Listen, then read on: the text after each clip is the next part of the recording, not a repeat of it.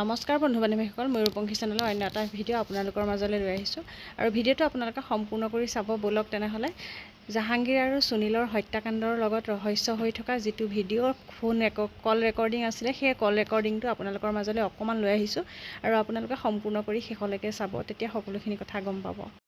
জাহাংগীৰ হত্যাৰ আৰু ৰহস্য কি? সঁচাই জাহাংগীৰ হত্যাৰ আৰু তৃতীয় শক্তি জড়িত নেকি? সুনীল তনয়া বিস্ফোৰণৰ পাছতে পোহৰলৈ আহিছে ভয়ংকৰ তথ্য। ঢকুৱাখানাৰ লাইভৰ হাতলৈ আহিছে এটা কল ৰেকৰ্ডিং। অভিযন্তা জয়ন্ত গোস্বামীৰ লুণ্ঠনৰ সহায়ক কোন ঠিকাদাৰে দিছিল সুনীলক মৃত্যুৰ ভাবুকি? দৰিকণা ধৰিবলৈ আহি ৰাঘৱ ভৰালী পালে কোনে? গুৱাহাটীৰ কেইস্থানত জব্দ হৈছিল গোস্বামীৰ ঘৰ। সংবাদ মাধ্যমত কিয় প্ৰচাৰ হোৱা নাছিল জব্দকৃত পুঁজিৰ পৰিমাণ? মৃত্যুৰ পূৰ্বে সন্ধানহীন সুনীলৰ টেলিফোনিক বাৰ্তালাপ ঢকুৱাখানাৰ লাইভৰ হাতত। অসম আৰক্ষীয়ে জাহাংগীৰৰ ছিন্নমূলৰ সন্ধানত যিমানেই খাল পুখুৰী সিঁচি ভেকু ভাওনা নকৰক, সন্ধানহীন সুনীলৰ হত্যাকাৰীক সজাই জামিনবিহীন ধাৰাত গোচৰ ৰুজু নকৰক কিয়, এই বৰ্বৰ কাণ্ডৰ পূৰ্বে সুনীলেৰে হোৱা টেলিফোনিক বাৰ্তালাপে বহু কথাই পোহৰলৈ আনিছে। মানে আমিতো ইমান হেভি বুলি হোৱা নাছিল নহয়।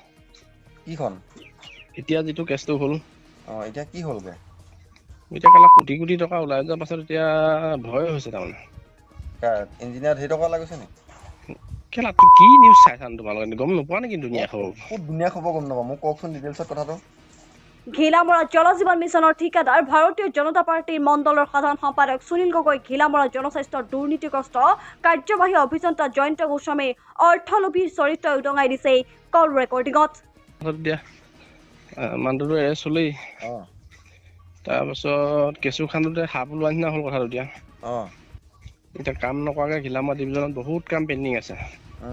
পইচা খাই দিলে তাৰমানে।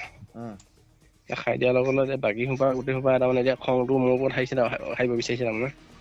ঠিকা কৰিবলৈ আহিছে তাৰমানে, কিহৰ এইবোৰ হেৰি কৰিছে বুলি। মাৰিহে পেলাম, কিবাহে কৰিম, ঢেৰ মানে অলপ হুলস্থুল হৈ আছে তাৰমানে। মোক কিন্তু ডাইৰেক্ট কোনো ফেচ পোৱা নাই। মানে বাকী কণ্ট্ৰেক্টৰখিনি আপোনাৰ ওপৰত ফায়াৰ হৈ আছে।